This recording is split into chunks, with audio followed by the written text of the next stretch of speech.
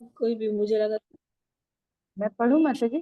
कोई भी पढ़िए, मैं तो बोली थी कोई भी पढ़ दीजिए। तो माता जी मयि है ही आपका तो। मय्या सक्त मनः पार्थ। भैया मैया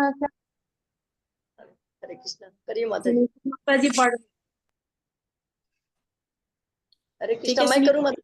मैया सुनिए। सक्त मना पार्थ। अस योगम युञ्जन्मदाश्रयः। योगम युञ्जन्मदाश्रय।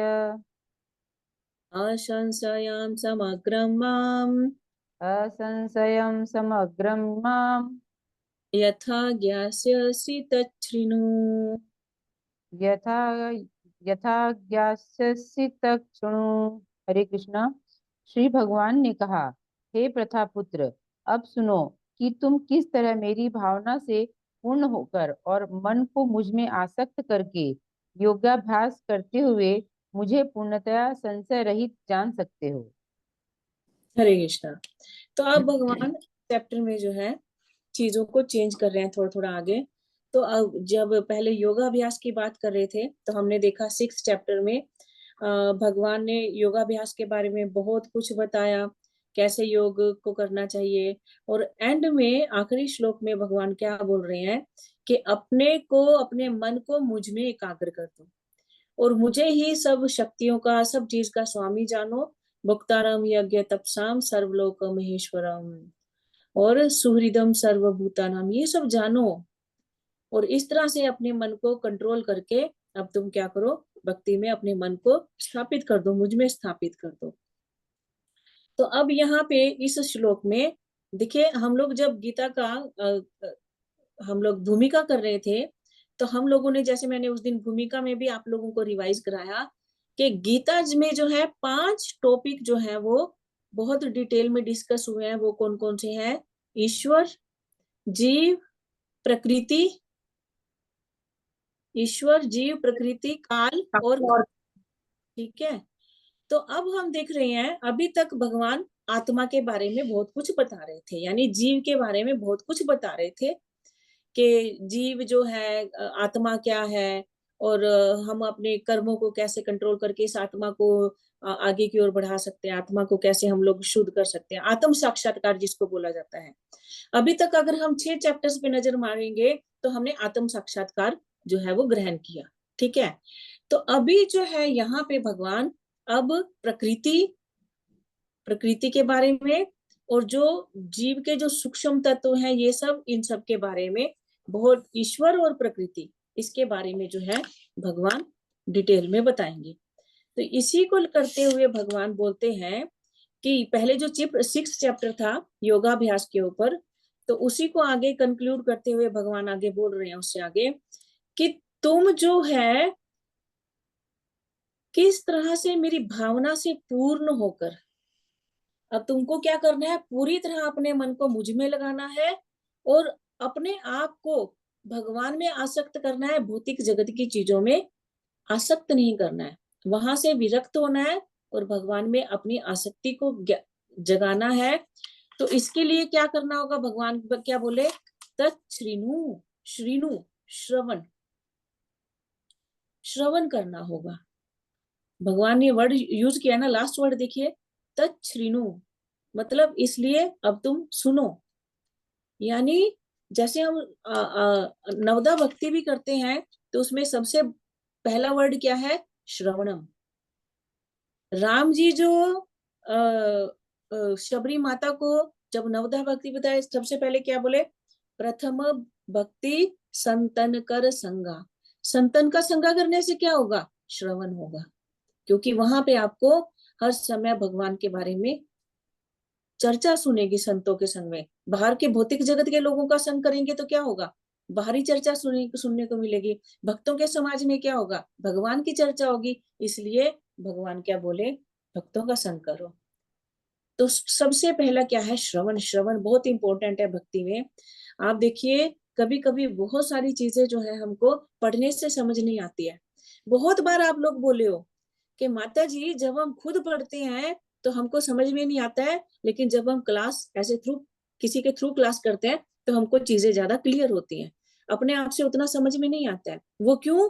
क्योंकि श्रवण से बहुत जल्दी चीजें क्लियर होती हैं।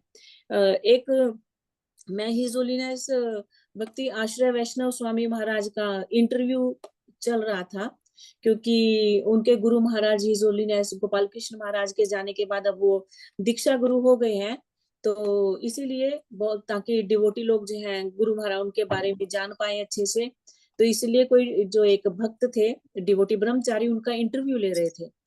तो वहां पे वो बोले, उनको महाराज को पूछे कि वो उनकी पूरा लाइफ पूछ रहे थे कि आप कैसे भक्ति में जुड़े, कहाँ से हो आप, कहाँ से स्कूलिंग है, सब A to Z उन्होंने महाराज अपना बता रहे थे वहां पे। तो वो बोले कि आप कैसे भक्ति में, मतलब कैसे इतना अच्छा कथा करते हो और कैसे आप इतना कुछ ग्रास्प किए, कहाँ से हुआ? तो महाराज ने एक ही चीज बोले, महाराज बोले ना मेरे में कोई पढ़ने की क्षमता है और ना मैं कोई जो नवदा भक्ति में बाकी जो साधन दिए हैं मैं शायद उतना कुछ नहीं कर सकता, मेरे को सबसे बेस्ट क्या लगता है? श्रवण। कि श्रवण अगर किसी का अच्छा हो तो क्या होगा, सब भगवान की भक्ति उतनी बढ़ती चली जाएगी। जिसका जितना अच्छा श्रवण है उतनी अच्छी उसकी भक्ति बोले वो आगे बढ़ती चली जाएगी। तो श्रवण ये क्या है, इन आचार्यों ने खुद पे इस चीज को अप्लाई किया है, क्योंकि मैं तो देखती हूँ मतलब सब महाराज अच्छे हैं, लेकिन भक्ति आश्रय वैष्णव महाराज जितना अपने लाइफ में सब स्ट्रिक्टली फॉलो करते हैं, लेकिन वो जितना स्ट्रिक्टली फॉलो करते हैं ना चीजों को, मतलब कैसे बोलूं मैं, मतलब बहुत स्ट्रिक्टली उनको, मतलब वो हर चीज जी के बोलते हैं, मतलब उस चीज को ऐसे तो सभी बोलते हैं, लेकिन बहुत वो एक मिनट में भी कॉम्प्रोमाइज नहीं करते। मतलब इतना कॉम्प्रोमाइज भी नहीं करते कि उनके प्रसाद के लिए मैं कथा छोड़ दूं। ये सोचिए, अगर मैंने कहीं कथा छोड़ दी, महाराज ने देख लिया कि मैं कथा में नहीं गई और प्रसाद उनका कुकिंग के लिए, इस चीज के लिए महाराज प्रसाद नहीं पाएंगे, चाहे आप रो लो बैठ के, फिर माफी मांग लो, लेकिन महाराज प्रसाद नहीं पाएंगे। ये महाराज का रूल है। वो बोले मुझे ज्यादा, मेरे को कुछ जरूरत नहीं है, अब मुझको कुछ थोड़ा सा दे दोगे मेरा हो जाएगा, मुझे ज्यादा आपका कथा सुनना जरूरी है।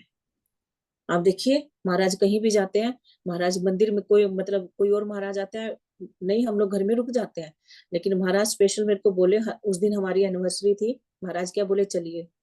मैंने बोला महाराज, तो नहीं, महाराज बोले नहीं आप चलिए। तो मैं जैसे थी वैसे ही चली गई। फिर महाराज आके घर में मेरे को डांटे कि अरे आप इतने ऐसे, आपका एनिवर्सरी आप ऐसे बन के चले गए।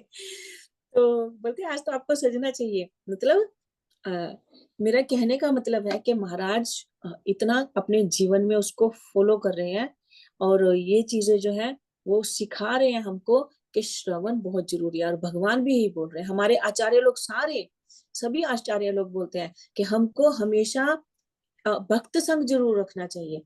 अब देखिए जितना भी हमारे भक्ति वृक्ष की क्लासेस हैं, और जितना हमने अपने जीवन में देखा है कि कम से कम वीक में 1-2 बार तो हमको भक्त संग करना चाहिए, नहीं तो हमारी भक्ति हटती ही हटती है, छूटती ही छूटती है। भक्तों का संग होने से क्या है, एक अलग तरह की एनर्जी आ जाती है। तो एक उन वहां पे श्रवण होता है, फिर दूसरों का पता लगता है कि कौन क्या क्या कर रहे हैं, क्या क्या कर रहे हैं, तो इसलिए हमको मोटिवेशन मिलता है कि हमको और आगे भक्ति में बढ़ना है। तो इसीलिए श्रवण। श्रीमद् भागवतम के यहाँ प्रभुपाद जी दूसरे अध्याय के, पहले स्कंद के दूसरे अध्याय के कुछ श्लोकास कोट कर रहे हैं, इसके परपट में आप देखेंगे। तो इसमें एक एक करके मैं बोलूंगी, वहां पे इस श्रवण के बारे में ही बोला गया है कि श्रवण हमारा कैसे भक्ति को बढ़ाएगा। तो सबसे पहली वर्डिंग क्या है, श्रीन्वताम स्वकथा कृष्णा पुण्य श्रवण कीर्तन। कि वो जो भगवान है, जो पुण्य श्लोक हैं, उनके बारे में, उनकी कथाओं को सुनना चाहिए, कीर्तन करना चाहिए। हृदयंतस्तो हय भद्रानी विधुनोति सुहृत सताम। तो इससे क्या होगा, श्रवण करने से भगवान कृष्ण की, और वहां यहाँ पे देखिए भागवतम में क्या लिखा है, श्रीन्वताम स्वकथा कृष्ण, कृष्ण की कथाएं, स्पेशली नाम दिया हुआ है कृष्ण का भागवतम में, समझे ना। तो उससे क्या होगा, हमारे हृदय में, हृदयस्थो अभद्राणी, जितने भी अभद्र हैं वो क्या होगा, विधुनोति। विधुनोति जैसे धोबी होता है ना, पछाड़ पछाड़ के कपड़े धोता है, ऐसे ही क्या करेगा हमारे हृदय को ये श्रवण धो देगा, कलमशों को निकाल देगा, अभद्रों को निकाल देगा हमारे। फिर आगे बोले हैं नष्ट प्रायेष्व भद्रेषु नित्यम भागवत सेवया। इसलिए हमको प्रतिदिन भागवत का क्या करना चाहिए, श्रवण करना चाहिए। श्रवण करो। भागवत का सेवा, सेवया, सेवा, भागवत की सेवा क्या है, शास्त्रों की सेवा क्या है कि उनका हम या तो अध्ययन करें, पढ़े, या फिर श्रवण करें, है ना। शास्त्रों की सेवा तो यही होती है। एक बुक की पूजा क्या है कि उसको अच्छे से सुना जाए टीचर के माध्यम से, या उसका श्रवण किया जाए। ठीक है, धूप बत्ती देने से बुक्स का कोई इतना कुछ होने वाला नहीं है, लेकिन हमको उनको सुनना और पढ़ना, ये है भागवत की सेवा। तो इसीलिए नष्ट प्रायेषु भद्रेशु नित्य भागवत सेवा। ये जो हमारे अभद्र है हमारे हृदय में, बोलते भागवत की सेवा करने से, प्रतिदिन श्रवण और कीर्तन करने से ये हमारे अभद्र दूर हो जाते हैं। भगवती उत्तम श्लोके भक्तिर भवती नैष्ठिकी। ये भगवान के उत्तम श्लोकों को पढ़ने से हमारे अंदर भक्ति निष्ठा पूर्वक स्थापित हो जाती है, निकलेगी नहीं। फिर इस समाज की विपरीत स्थितियों में आने पर हमारी भक्ति फिर क्या होगी, डिस्टर्ब नहीं होगी, अगर हम डेली भागवत का श्रवण कर रहे हैं। फिर आगे क्या बोलते हैं, तदा रजस्तमो भावः काम लोभादयश्चये। हमारे हृदय में जो कल्मश है कौन कौन से, रजोगुण, तमोगुण, काम, लोभ, ये सब क्या है, ये हमारे हृदय को गंदा कर रहे हैं। चेत एतैरना विद्धम स्थितम सत्वे प्रसीदति। जब हम श्रवण करेंगे किसका, श्री कृष्ण का, भागवतम का कथा पढ़ेंगे, इससे क्या होगा, ये सारे कल्मश हमारे हृदय से दूर होंगे और सत्वे प्रसीदति, और सत्वम श्री कृष्ण का भक्ति जो है हमारे हृदय में बढ़ेगी, उससे प्रसिद्ध प्रसन्नता पूर्वक स्थापित होगी वहां पे। एवं प्रसन्न मनो भगवत भक्ति, एवं प्रसन्न मनसो भगवत भक्ति योगतः भगवत तत्व विज्ञानम मुक्त संगस्य जायते। तो इस तरह से हमारा मन जो है, क्योंकि ये मन भी कब प्रसन्न होता है, जब भगवान से जुड़ते हैं। ये हमारे जितने भी शरीर है, इंद्रियां हैं, ठीक है, भौतिक चीजों में हमको जब हम माया में होते हैं तो उधर खींचते हैं, लेकिन ज्यादा प्रसन्न ये सब कहाँ पे होते हैं, भगवान की भक्ति में। तो हमारा मन जो है, जब हमारे कल्मश धुल जाएंगे तो सुख दुखों से ऊपर उठ जाएगा इस भौतिक जगत के, तो क्या हो जाएगा, प्रसन्न हो जाएगा और भगवत भक्ति के लायक हो जाएगा ये हमारा मन। और भगवत भक्ति के लायक होकर ये सतोगुण में स्थिर होकर भगवान की भक्ति को प्राप्त होगा। भगवत तत्व विज्ञानम मुक्त संगस्य जायते। और इस तरह से भगवान को जब हम तत्व रूप में जानेंगे, सुनेंगे, तो वो जो ज्ञान है, जो आत्म साक्षात्कार है, वो विज्ञान में बदल जाएगा। किससे, बार बार श्रवण करने से, भक्तों का संग करने से। मुक्त संगस्य जायते। विद्यते हृदया ग्रंथि छिद्यन्ते सर्व संशया। हमारे हृदय की ग्रंथि में जितने भी संशय हैं, शंकाएं हैं, वो सब किससे जाएंगी, श्रवण करने से। समझे ना, जितना श्रवण करेंगे ये संशय निकलते जाएंगे, क्योंकि वहां पे क्वेश्चन आंसर होते हैं। आपके मन में जो भी संशय हो वो निकल जाएंगे श्रवण करने से। क्षीयन्ते चास्य कर्माणि दृष्ट एवात्मन ईश्वरे। और फिर इससे क्या होगा, जितने भी संशय हैं वो चले जाएंगे, और भगवान को समझने की अवस्था जो है वो हमारे अंदर, हमारे कर्मों को शुद्ध करके हम भगवान की भक्ति को अच्छे से समझ पाएंगे, जान पाएंगे, और उस भक्ति को कर पाएंगे। किससे, श्रृण्वताम स्वकथा कृष्ण, श्री कृष्ण की कथाओं को सुनने से। तो ये महत्व है श्रवण का। इसलिए भगवान अर्जुन को क्या बोले, तत् श्रृणु, इसलिए सुनो, श्रवण, श्रवण अपना स्ट्रोंग करो। तो आगे फिर भगवान अगले श्लोक में बोलते हैं, ज्ञानम ते हम सविज्ञानम। हरे कृष्णा। ज्ञानम ते हम सविज्ञानम इदं वक्ष्याम्यशेषतः इदं वक्ष्याम्यशेषतः यत् ज्ञात्वा नेह भूयोऽन्यात् यज्ञात्वा नेह भुवन्न ज्ञातव्यम् अवशिष्यते। ज्ञातव्यं वशिष्यते। हरे कृष्णा। अब मैं तुमसे पूर्ण रूप से व्यवहारिक तथा दिव्य ज्ञान कहूंगा। इसे जान लेने पर तुम्हें जानने के लिए और कुछ विशेष नहीं रहेगा। तो भगवान बोल रहे हैं कि अब मैं तुमको, अभी तक तो भगवान ने क्या बोला था, अष्टांग योग बता रहे थे। अर्जुन बोला पॉसिबल नहीं है, वायु कंट्रोल कर लूंगा, मन को कंट्रोल नहीं कर पाऊंगा।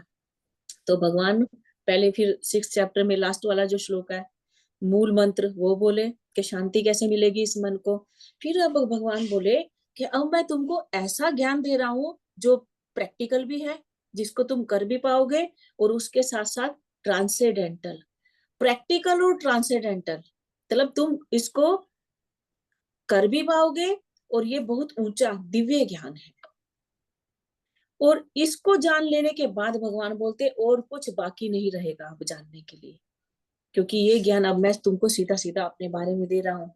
और भगवान अर्जुन को क्यों दे रहे हैं ज्ञान, हम समझ चुके हैं, क्योंकि अर्जुन क्या है, भगवान का मित्र भी है और सखा भी है। और दूसरा क्या है, भगवान अब अर्जुन के गुरु की भूमिका निभा रहे हैं। भगवान गुरु है और अर्जुन क्या है, शिष्य है। तो इस तरह से एक गुरु परंपरा जो है यहाँ पे स्थापित हो रही है। भगवान गुरु के रूप में अब अर्जुन को परम ज्ञान, दिव्य ज्ञान देने जा रहे हैं। भगवान बोले अब अर्जुन सुनो उसको, और इसके ये सबसे ऊंचा ज्ञान, सबसे टॉप ज्ञान जो है, सबसे ट्रांसेंडेंटल नॉलेज मैं तुमको देने जा रहा हूँ। इसके बाद ये जानने के बाद और कुछ जानना बाकी नहीं है। जैसे कभी कभी हम लोग बोल देते हैं ना कि माता जी कुछ समझ में तो नहीं आता, अरे ठीक है, हरे कृष्ण महामंत्र समझ में आ गया ना, ये बोलना आ गया ना, तो इससे ऊपर और कुछ नहीं है। बस ये बोलना आ गया, समझ लीजिए सब श्लोका बोलने आ गए, सब गीता आ गई आपको, सब भागवतम आ गई, सब इसी में है, सब चैतन्य चरितमृत, सब कुछ इसी में है ना। अगर ये इसमें आपकी आसक्ति हो गई, इसमें आपका मन रम गया, तो सब कुछ, सारे शास्त्र आपको समझ में आ गए। तो इसी तरह से भगवान बोल रहे हैं आगे कि ये दिव्य ज्ञान अब मैं तुमको समझा रहा हूँ।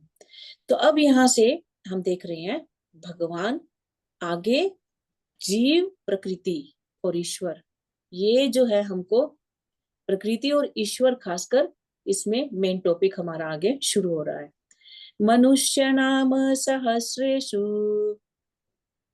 मनुष्याणां सहस्रेषु कश्चिद्यतति सिद्धये कश्चित् दतति सिद्धये यततामपि सिद्धानां यततामपि सिद्धानां कश्चिन्मां वेत्ति तत्त्वतः। कश्चिन्नाम वेत्ति तत्वतः। हरे कृष्णा।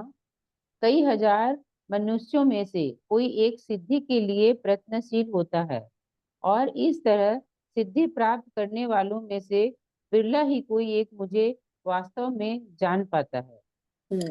तो पहला वर्ड भगवान क्या बोले, मनुष्य नाम सहस्रेषु, के हजारों तरह के मनुष्यों में से, कई हजार मनुष्यों में से। तो सबसे पहले ये मनुष्य को भगवान ने ऐसे क्यों बोला है कि मनुष्य सहस्रेषु मनुष्य नाम। तो जब हम शास्त्रों को जानते हैं ना, पढ़ने लगते हैं, तो जब ये मनुष्य के यहाँ की योनियों के बारे में शास्त्रों में वर्णन किया जाता है, तो वहां पे जाके हमको पता लगता है कि मनुष्य कोई एक प्रकार के नहीं होते। मनुष्यों की भी बहुत सारी टाइप्स हैं, कोटियां हैं, ठीक है। तो इसीलिए भगवान बोले मनुष्य नाम सहस्रेषु। तो जब हम जानते हैं कि 84 लाख योनियां, तो 84 लाख योनियों में ये मनुष्य किस तरह से डिवीजन है, क्या है, आप लोग इसको लिख भी सकते हैं। तो 84 लाख योनियों का डिवीजन जो है 2 तरह से दिया जाता है, ठीक है। एक तो उसमें बताया जाएगा कि जितने भी इस प्रकृति में जीव हैं वो कितने कितने हैं। जैसे पशु हैं, पशु कितने हैं, 30 लाख हैं, ठीक है। पौधे हैं, कितने हैं, 20 लाख हैं। फिर उसमें पौधों के अलावा फिर हमारे जो एक्वा के मतलब पानी के जो जीव हैं, जलचर जो हैं, वो कितने हैं? 9 लाख हैं। फिर ये इन जीवों के अलावा कुछ कीट पतंगे होते हैं, कीड़े मकोड़े, वो कितने हैं? वो 11 लाख हैं। 11 लाख टाइप्स हैं। और अब फिर मनुष्य कितने हैं? मनुष्य है 4 लाख।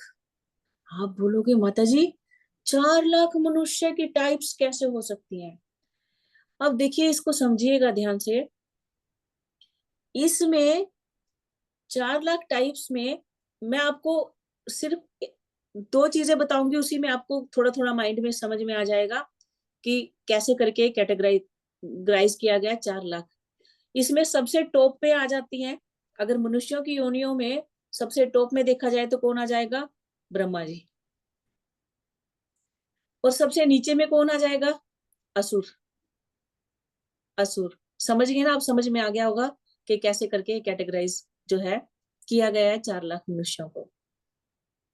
ठीक है, तो ये तो हो गया कि अलग अलग तरह के जीवों के आधार पे 84 लाख योनियों का कैटेगराइज जो किया गया है उनको। अब एक होता है उनकी उत्पत्ति के आधार पर। उत्पत्ति के आधार पर कैसे वर्गीकृत किया गया है इनको?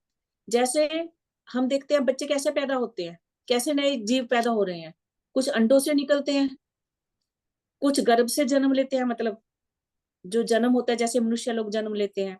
ठीक है, कुछ हमारे पसीने में या मलमूत्र में जो होते हैं अपने आप से पैदा होते हैं ना, कुछ पानी में या ऐसे कुछ खड़ा कुछ कीचड़ हो, अपने आप से जीव पैदा हो जाते हैं।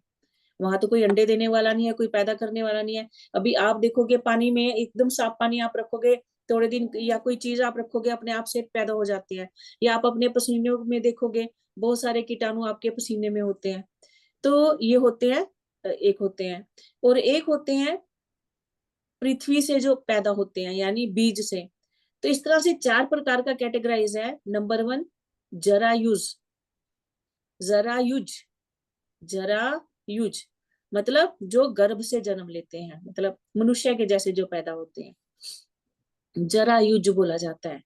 फिर दूसरा कैटेगराइज होता है अंडज। अंडों से जो बनते हैं, अंडज। और तीसरा होता है स्वेदज। आधा स, स्वेदज। स्वेदज यानी पसीने मलमूत्र से जो जीव पैदा होते हैं। और लास्ट है उद्बीज। उद्बीज यानी जो पृथ्वी से बीज से जो नया अंकुरन होता है, वो भी तो जीव जीव है ना, उनमें भी तो पेड़ पौधे भी तो जीवों में आ जाते हैं ना। तो इसलिए उद्बीज भी जो है, जो पृथ्वी से पैदा होते हैं, वो भी आ जाते हैं इसमें, योनियों में आते हैं। तो अब इनमें किस कौन कौन कितने प्रकार का है? 84 लाख है ना। 84 लाख को 4 से डिवाइड कर देंगे, 21 21 21 लाख ये चारों में बढ़ जाता है। 21 लाख जरायुज, 21 लाख अंडज, 21 लाख स्वेदज, 21 लाख उद्भिज। तो इस तरह से 2 तरह से जो है इन योनियों को कैटेगराइज किया गया है, एक उत्पत्ति के आधार पर और एक उनको कैसे दिखते हैं वो उसके आधार पर। तो इस तरह से मनुष्य जो है 4 लाख प्रकार के होते हैं। और इनमें से आगे भगवान क्या बोल रहे हैं, हम देख रहे हैं जब से हम लोग प्रचार करने लगे हैं तो सब लोग क्या भक्ति में आ पाए हैं? नहीं आ पाए। ठीक है, तो भगवान बोलते हैं कि ये हजारों मनुष्यों में से कोई ही कोई होते हैं कुछ जो भक्ति में आते हैं, भक्ति को सही तरह से करना शुरू करते हैं। और अब जब जो भक्ति करने वाले लोग हैं उनमें से भी कुछ लोग हैं जो क्या करते हैं, अभी देखिए हम लोग इतने जने भक्ति कर रहे हैं, ठीक है।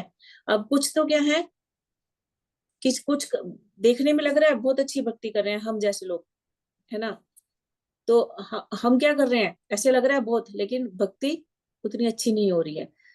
कोई ही होगा हम में से जो बहुत अच्छी भक्ति कर रहा होगा, जिसका 1 मिनट के लिए भी भगवान का विस्मरण जिसके हृदय से नहीं हो रहा होगा, कोई ही होगा उनमें से। ठीक है, कोई विरला ही होगा ऐसा। भगवान यही बोल रहे हैं कि बहुत पहली तो बात है बहुत कम आते हैं भक्ति में। ठीक है, फिर उन बहुत कम में से कोई ही होगा जो बहुत अच्छी भक्ति करता है। और उन फिर कुछ ही भक्तों में से कोई होगा जो भगवान को सही से जान पाएगा। वास्तव में एक्चुअल स्थिति जो है भगवान की, वो हर कोई नहीं जान सकता। भगवान कैसे हैं, किस तरह से हैं। तो यहाँ पे प्रभुपाद जी भक्ति रसामृत सिंधु का श्लोक दे रहे हैं। बोलते अतः श्री कृष्ण नाम आदि ना भवेद ग्रहयम इंद्रिय सेवनो मुखे ही जिह्वादौ स्वयमेव स्फुरत्यतः। कुंठित इंद्रियों के द्वारा कृष्ण को तत्वता नहीं समझा जा सकता, क्योंकि हम लोग भक्ति के बहुत नीचे की श्रेणी में हैं अभी। हमको उतना समझ में नहीं आता अभी, क्योंकि हमको अभी हम दोनों नावों में पाव रखे हुए हैं। अभी हम भौतिकता भी जी रहे हैं और हम आध्यात्मिकता में भी जाने की कोशिश कर रहे हैं, ठीक है। लेकिन भक्तों द्वारा की गई अपनी दिव्य सेवा से प्रसन्न होकर भगवान भक्तों को आत्म तत्व प्रकाशित करते हैं। तो जैसे जैसे हम भगवान की जितना दृढ़ता के साथ, जितना सुंदरता के साथ हम सेवा करेंगे, उतना उतना भगवान अपने आप को प्रकाशित करते जाएंगे। तो अब भगवान की सेवा का मतलब क्या है? भगवान की सेवा का मतलब क्या ये है कि हमारे घर में जो मंदिर है, हमने उनकी बस सेवा अच्छे से कर ली तो सेवा हो गई, मतलब इसी से भगवान हमको प्रकाशित कर देंगे अपने आप को? नहीं। भगवान की सेवा का मतलब क्या है? भगवान जो कह रहे हैं, भगवान जो समझा रहे हैं हमको, हम उसको अपने जीवन में कितना उतारे हैं, उसके ऊपर जो है वो प्राप्त होगा हमको। उसमें विग्रह सेवा भी आ गई और उसमें हमारा आचरण, हमारा लाइफस्टाइल सब कुछ आ गया उसमें। हम कैसा भगवान और उनके भक्तों को कैसा ट्रीट करते हैं, क्या हम क्या उनमें अपराध प्रवृत्ति रखे हुए हैं अभी भी अपने अंदर, या भगवान जैसे समझा रहे हैं बहुत चीजें गीता में, बहुत कुछ भगवान आगे आगे और बताएंगे, क्या हम वैसा कर रहे हैं? अगर हम वैसा कर रहे हैं तो ठीक है, भगवान प्रकाशित करते चले जाएंगे, दृढ़ता से आगे आगे और बढ़ते जाएंगे, है ना। नहीं तो फिर धीरे धीरे करके हम अपने कल्मशों को खत्म करें, धीरे धीरे करके जो भगवान बता रहे हैं, और तब फिर भगवान को जान पाएंगे। तो अब भगवान अपने बारे में और आगे बता रहे हैं कि कोई ही मनुष्य जान पाता है। क्या जान पाता है? आगे देखिए श्लोक का नंबर 4। भूमिरापो नलो वायु भूमिरापो नलो वायु हम मनो बुद्धिरेव च मम मनो बुद्धिरेव च अहंकार इति यं मे अहंकार इति यं मे भिन्ना प्रकृतिरष्टधा। भिन्ना प्रकृतिरस्तदा। हरे कृष्णा। पृथ्वी, जल, अग्नि, वायु, आकाश, मन, बुद्धि तथा अहंकार, ये 8 प्रकार से विभक्त मेरी भिन्न अपरा प्रकृतियां हैं। तो भगवान अब जो है अपनी शक्तियों के बारे में बता रहे हैं।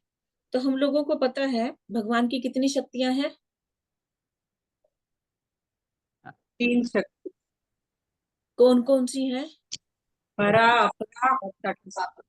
तटस्थ। परा, अपरा और तटस्थता, ठीक तटस्थ, है। हाँ। तो अभी यहाँ पे भगवान किसकी बात कर रहे हैं? अपरा। अपरा का एक नाम और है बहिरंगा शक्ति, भाई। जिसको माया शक्ति बोलते हैं। वो सब ये भगवान इस शक्ति की अभी बात कर रहे हैं। तो इस शक्ति में भगवान 8 तत्वों को गिना रहे हैं। मेन जो है मुख्य है, 8 तत्व गिना रहे हैं। तो इसमें पहले 5 जो हैं, पृथ्वी, जल, अग्नि, वायु, आकाश, ये क्या है? स्थूल तत्व है। स्थूल तत्व, इनको स्थूल तत्व बोला जाता है। पृथ्वी, जल, वायु, आकाश, ठीक है, ये मैटर्स हैं। मैटर इंग्लिश में अगर आप बोलेंगे तो मैटर। तो ये 5 स्थूल तत्व हैं, और इसमें 3 जो है मन, बुद्धि और अहंकार, ये क्या है? सूक्ष्म तत्व है। अब इसमें कैसे हम लोग डिफरेंस समझेंगे? सूक्ष्म तत्व और स्थूल तत्व क्या होता है? यानी ये 5 तत्व तो जो है, पहले 5, ये हमको दिखाई देते हैं, ये हमको दिखाई देते हैं। लेकिन अगले जो 3 तत्व हैं, ये हमको दिखाई नहीं देते, लेकिन समझ में आते हैं, ये हैं। मन है, बुद्धि है, हमारे अंदर अहंकार भी है कि मैं ये हूं, मैं वो हूं, है ना। तो ये हमारे अंदर रहता है। तो ये 3 अलग और ये 3 अलग। तो अब इनको हम लोग कैसे ये कैरी फॉरवर्ड होते हैं, कैसे ये सब हो रही है, तो ये इसके बारे में प्रभुपाद जी बोलते हैं कि भगवान ने क्या किया। हम लोग बैकग्राउंड में जाएंगे। भगवान जब एकदम अकेले थे, ठीक है, तो उन्होंने जब ये प्रकृति को बनाना शुरू किया हम लोगों के लिए, तो भगवान ने क्या किया, 3 रूप नए लिए, अपने अंदर से 3 रूप नए निकाले। वो क्या थे, विष्णु रूप जो थे वो 3 विष्णु रूप, ठीक है, मतलब भगवान एक ही है, उन्हीं से ये 3 निकल रहे हैं। तो सबसे पहले क्या हुआ, सबसे पहले निकले कारणोदक्षाई। क्या नाम दिया जाता है इनको, कारणोदक्षाई। कारण उदक, कारण कारण उदकशाही मतलब कारण सागर में जो निवास करते हैं वो क्या है, कारणोदकशाही विष्णु। ये है, ये हमेशा शयन अवस्था में रहते हैं। आपने देखा होगा जल में ऐसे पड़े रहते हैं। और इनसे क्या होता है, ये बहुत विशाल शरीर वाले होते हैं।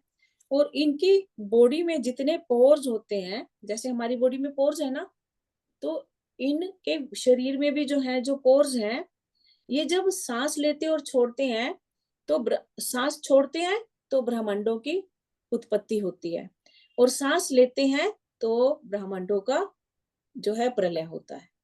ठीक है, किनसे, कारणोदकशाही विष्णु से। ठीक है, तो अब क्या होता है, अब इतने सारे अंडे निकल जाते हैं। ब्रह्मांड मतलब अंडा, अंडा हुआ ना, अंडों की उत्पत्ति जो है, इतने सारे अंडे भगवान के शरीर से निकले, कोई छोटा कोई बड़ा कोई बहुत बड़ा, कैसे अलग अलग पसीने की बूंदें अलग अलग निकलती है ना। पोर बड़ा होगा तो बड़ा सा निकल जाएगी बूंद, पोर छोटा होगा तो छोटी बूंद निकलेगी। तो इसी तरह से ब्रह्मांड भी जो है अलग अलग साइज के होते हैं। ठीक है, अब असंख्य गिनती नहीं कर सकते। अब आप अपने शरीर से कितनी बूंदें निकली, कौन से पोर से, है ना, तो आप काउंट कर पाएंगे क्या, नहीं कर पाएंगे। इसी तरह से भगवान की बॉडी से भी, और भगवान तो इतने विशाल है, उनकी इतनी विशाल बॉडी से कितने ब्रह्मांड निकले हम गिनती नहीं कर पाएंगे। ठीक है, तो ये जो अब अलग अलग ब्रह्मांड निकल गए, तो अब इन सब में क्या हुआ है, हर एक ब्रह्मांड के अंदर अब अगला स्वरूप जो है गर्भोदकशाही विष्णु। अब गर्भोदकशाही विष्णु एक नहीं है, जितने अंडे निकले, जितने ब्रह्मांड है, हर एक में गर्भोदकशाही विष्णु जो है इतने स्वरूप ले लिए, इतने सारे गर्भोदकशाही विष्णु हो गए। ठीक है, अब गर्भोदकशाही विष्णु हर अंडे में क्या कर रहे हैं, जिस हिसाब का अंडा है, जिस साइज का अंडा है, उस हिसाब से उतनी पावर के ब्रह्मा जी अपनी कमल नाभि से प्रकट कर रहे हैं। समझे ना। अब हम क्या जानते थे पहले, कि ब्रह्मा जी केवल एक हैं, लेकिन केवल एक ब्रह्मा नहीं है, हर ब्रह्मांड के अपने अलग अलग ब्रह्मा हैं, और उनके मुख, उनकी पावर्स उस ब्रह्मांड के अकॉर्डिंग है। मैंने बताया ना, पसीने की बूंदें बड़े पोर से बड़ी निकलेंगी, छोटे पोर से छोटी निकलेंगी। इसी तरह से अंडा कहीं पे बहुत बड़ा है, बहुत शक्तिशाली है, कहीं पे छोटा है। ठीक है ना, तो उसकी शक्ति के अकॉर्डिंग भगवान ने क्या किया, हर उसमें एक एक ब्रह्मा जी उत्पन्न किए हर अंडे में। और वो ब्रह्मा जी को बोला, मैं तुमको पावर्स दे रहा हूं, मैं तुमको चीजें दे रहा हूं, अब तुम निमित्त बनोगे आगे सृष्टि करने के। तो ये ब्रह्मा जी अब क्या करते हैं, बहुत सारे अलग अलग तरह के जीवों की सृष्टि करते हैं। जैसे हमने अभी देखा ना 84 लाख योनियां, तो ये योनियों की सृष्टि कौन कर रहा है, ब्रह्मा जी कर रहे हैं। लेकिन ये योनियां सृष्टि करने के बाद भी चलेंगी नहीं। ब्रह्मा जी में इतनी पावर नहीं है कि वो इनको हिला डुला दे। सृष्टियां कर देते हैं, लेकिन हिलाएं डुलाएंगे कौन। अब भगवान जो है एक और नया स्वरूप लिखते हैं, वो क्या है, क्षीरोदक्षाई विष्णु। क्षीरोदक्षाई विष्णु जो क्षीर सागर में रहते हैं। अब ये जो विष्णु है, ये क्या बनते हैं, एक तो वो क्षीर सागर में शयन भी कर रहे हैं, और दूसरा क्या हो रहा है, हर जितनी भी योनियां बन रही हैं, हर योनि में परमात्मा के रूप में जाके निवास करते हैं। 2 चीजें जो है वो डाल रहे हैं, आत्मा और परमात्मा। तो जैसे ही आत्मा और परमात्मा हर जीव में चली जाती है, तो ये क्या हो जाते हैं, चराचर हो जाता है। और इस तरह से ये सारे ब्रह्मांड, सारी सृष्टियां, ये भौतिक सृष्टि जो है, भगवान की अपरा सृष्टि जो है, ये चराचर हो जाती है। समझ में आए? 3 विष्णु, कारणोदकशाई विष्णु, गर्भोदकशाई विष्णु, क्षीरोदकशाई विष्णु। ठीक है। और मेरे ख्याल से सृष्टि भी अब आपको समझ आ गई होगी। अब इसके बाद हम समझेंगे कि ये जो इंद्रियां हैं, सॉरी, ये जो 5 तत्व नहीं, ये वो आगे करेंगे। माता जी, क्षीरोदक्षाई विष्णु क्या हुआ? हर जीव में परमात्मा रूप में रहते हैं हैं। हर जीव में क्या बोले? परमात्मा में रहते परमात्मा रूप में हैं। तो रहते हैं। क्षीरोदक्षाई, क्षीरोदक, हाँ, परमात्मा रूप में रहते हैं। ठीक है। अब हर जीव जो है, जो ब्रह्मा जी ने उत्पन्न किया, वो 5 तत्वों से बना होता है। उसमें 5 तत्व रहते हैं, या ये कह लो कि ये पूरी भौतिक सृष्टि जो होती है, ये 5 तत्वों पे डिपेंड करती है। वो क्या क्या है? पृथ्वी, जल, अग्नि, वायु और आकाश। ठीक है। तो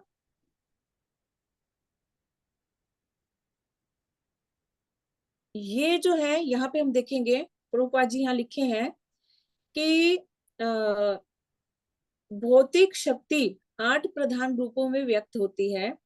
इनमें से प्रथम 5, पृथ्वी, जल, अग्नि, वायु और आकाश, स्थूल यानी विराट सृष्टियां कहलाती हैं, जिनमें 5 इंद्रियां विषय हैं। जैसे हमारी 5 इंद्रियां होती है ना, हमारी 5 इंद्रियां क्या क्या हैं? आंख, कान, नाक, जीवा, त्वचा। ठीक है ना, यही है ना 5 इंद्रियां। तो इनके इंद्रिय विषय क्या है? पहला है शब्द। शब्द, ठीक है। शब्द किससे मिलता है हमको? कान से। स्पर्श, स्पर्श किससे फील होता है? त्वचा से। ये इंद्रिय विषय है। रूप, रूप किससे दिखता है हमको? आंखों अग्नि, से। रस, रस यानी स्वाद कैसे आता है हमको? जीभ जीवा से, से। गंध कहाँ से आती है? नासिका से। नाक ठीक है। से। तो ये 5 इंद्रियां और 5 इंद्रियों के विषय। इंद्रियां कौन कौन सी होगी? आंख, कान, नाक, जीवा, त्वचा। ठीक है। और इन्हीं इंद्रियों के एक एक सामने आप इंद्रिय विषय लिख सकते हो। हर इंद्रिय का अपना अपना एक इंद्रिय विषय है। भौतिक विज्ञान में यही 10 तत्व हैं, किंतु अन्य 3 तत्व, जिनका नाम मन, बुद्धि और अहंकार है, आप देखेंगे इनका साइंस में, जो हमने मटेरियल एजुकेशन ली है, उसमें कोई वर्णन नहीं आता है। आता है क्या? किसने पढ़ा था क्या साइंस में? ये पृथ्वी, जल, वायु, आकाश, ये तो हम लोग पढ़ते हैं, ये साइंस में भी आता है। लेकिन मन, बुद्धि और अहंकार यानी जो सूक्ष्म शरीर है हमारा, उसका वर्णन शास्त्रों में आता है, लेकिन भौतिक साइंस में नहीं आता है, क्योंकि वो इस चीज को ना तो देख पाते हैं, ना समझ पाते हैं, इसीलिए इसका वर्णन वहां पे नहीं आता है। यहाँ तक कि जो दार्शनिक भी हैं, जो मानसिक कार्यकलापों से संबंध रखते हैं, वो भी पूर्ण ज्ञानी नहीं है, क्योंकि वो पूर्ण उद्गम कृष्ण को नहीं जानते। अहंकार, अहंकार जो है 2 तरह का होता है। एक तो मिथ्या अहंकार और दूसरा आध्यात्मिक अहंकार। मैं थोड़ा डीप समझा रही हूँ, क्योंकि सब पुराने लोग हैं मैक्सिमम। तो अहंकार में, मिथ्या अहंकार क्या हो गया? जब हम अपनी पहचान इस भौतिक जगत की चीजों के साथ करते हैं, भौतिक जगत के पदों के साथ जब हम लोग अपनी पहचान करेंगे, मैं स्त्री हूँ, मैं आईएएस ऑफिसर हूँ, मैं इसकी पत्नी हूँ, मैं इसकी माँ हूँ, ठीक है, इस तरह के संबंध, मैं हिंदू हूँ, मैं भारतीय हूँ, ये सब क्या हुआ? ये मिथ्या अहंकार है। मिथ्या अहंकार, इसको मिथ्या क्यों बोला गया है? क्योंकि ये झूठा अहंकार है, ये वास्तविक नहीं है, ये खाली शरीर का है, शरीर के साथ ये खत्म हो जाएगा, इसलिए झूठा है, ये परमानेंट आइडेंटिटी नहीं है। दूसरा एक अहंकार है, वो है आध्यात्मिक अहंकार या वास्तविक अहंकार जिसको बोला जाएगा। वो क्या है? कि मैं आत्मा हूँ, मैं परमात्मा का अंश हूँ, मैं भगवान की सेवा के लिए हूँ, भगवान की सेवक हूँ। ये हुआ आध्यात्मिक अहंकार। ठीक है। तो मन और बुद्धि, ये जो है, ये भी जैसे भगवान पहले बोल चुके हैं कि हमारा मन हमारा मित्र भी हो सकता है, हमारा शत्रु भी हो सकता है। अगर हम भौतिकता में आनंद लेते रहेंगे इस मन के सहारे, ये मन हमको भौतिकता में लगाएंगे इस मन को, तो क्या होगा? ये हमारा शत्रु बनेगा। और अगर हम इसको आध्यात्मिकता में लगाएंगे तो ये क्या बन जाएगा, हमारा मित्र बन जाएगा, ये हमारे बंधनों को काट देगा। और बुद्धि क्या करती है, बुद्धि शास्त्रों को जानने के बाद शास्त्रों के आधार पर इस मन पर कंट्रोल करती है। अगर ये इस बुद्धि में सही ज्ञान चला जाए, ये सही ज्ञान ले ले, तो ये बुद्धि क्या कर देगी, ये हमारी इंद्रियों को, हमारे मन को कंट्रोल कर पाएगी, ये हमारे अहंकार को सही कर पाएगी। मिथ्या अहंकार से अगर बुद्धि सही हो, बुद्धि ज्ञानवान हो, तो ये निकाल पाती है। तो इस तरह से ये 8 तत्व हैं जो भगवान की भौतिक प्रकृति का बेस है, आप समझ लेंगे, ठीक है ना। कौन कौन से 5 तत्व, ये ध्यान कर लीजिए। भूमिर आपो, आपो यानी जल, भूमिर आप अनल, अनल यानी अग्नि, वायु, भूमिर आपो अनलो वायु, याद रखा कीजिए। जब भी 5 तत्वों की बात आती है, भूमिर आपो अनलो वायु, भूमिर आपो अनलो वायु। अगला क्या है, खम मनो बुद्धि रेव च, खम सॉरी आकाश, भूमि रापो अनलो वायु, खम मनो बुद्धि रेवचा, ये 8 तत्व भगवान की भौतिक प्रकृति के मुख्य तत्व हैं। पहली भूमि लाइन, रापो अनलो रायु और खम, खम मतलब हम। आकाश, ठीक है। और मन बुद्धि रेव अहंकारितियम, और अहंकार, मन बुद्धि और अहंकार, ये 3 जो है सूक्ष्म तत्व। तो ये टोटल 8 तत्व हैं जो भौतिक प्रकृति के मुख्य, जो है भगवान की शक्ति के मुख्य तत्व है। अब ये मुख्य तत्व है, इसका मतलब ये नहीं कि और तत्व नहीं है, मतलब इन्हीं से आगे फिर आगे और तत्वों की उत्पत्ति होती है। जैसे एक शाखा होती है, पेड़ की एक शाखा निकलती है, फिर उससे और आगे छोटी छोटी और शाखाएं निकल जाती हैं। इसी तरह से हर शक्ति से आगे फिर और आगे आगे ब्रांचेस निकलती हैं, ठीक है। यहाँ बोला है प्रभुपाद जी ने, ये मूर्ति कृष्ण की शक्तियों की उप शाखाएं हैं और उनसे भिन्न है। जैसे हम 3 शक्तियां मुख्य मानते हैं ना, पराशक्ति, अपराशक्ति और तटस्थ शक्ति, तो उसी के आगे ये उपशाखाएं हैं, ये 8 तत्व जो है। जब हम भौतिक जगत की बात करते हैं अपरा की, उसमें से जब एक शक्ति को, एक डाल को पकड़ रहे हैं, अपरा वाली डाल को पकड़ रहे हैं, तो उसकी 8 ब्रांचेस जो है आगे निकलती हैं, ठीक है। तो आज हम लोग यही रखते हैं, आगे कल करेंगे। आज बहुत डिटेल हो गया मेरे ख्याल से, आज इतना पचा लीजिए इसको, और ये चीजें आपको लर्न होनी चाहिए, ठीक है। आप लोग ये श्लोका, चाहे ये 4 नंबर वाला श्लोका भी लर्न कर लीजिएगा अच्छा से। और माता आज जी ये पृथ्वी, जी बोलिए माता जी, ठीक है बोलिए। हाँ, आज हम लोगों ने लोगों को याद करने के लिए क्या क्या है, एक तो तीनों विष्णु के नाम, 8 जो तत्व हैं वो, और पशुओं का जो हमने 84 लाख योनियों का हमने पूरा डिटेल में जाना कि क्या क्या होती हैं, तो वो, ठीक है। अभी आप लोगों का किसी कोई क्वेश्चन है तो आप पूछ सकते हैं। हरे कृष्ण। हाँ माता जी, ये जो 5 तत्व, ये इधर जो है पृथ्वी जल अग्नि वायु आकाश, इसी का ये बोले क्या, भूमि रापो अनलो रायु हाँ हम। हाँ हाँ हाँ, पृथ्वी जल तो ये वायु ये आकाश, ये ये क्या हुआ, ये मतलब 5 तत्व का ये क्या चीज से मीनिंग निकला है? ये अपराशक्ति, अपराशक्ति के ये आगे, अप्रशक्ति का। हाँ, भौतिक भौतिक प्रकृति है ना, भौतिक हाँ प्रकृति के तत्व हैं ये, जितना भी भौतिक जगत है वो सब हाँ इन 5 तत्वों पे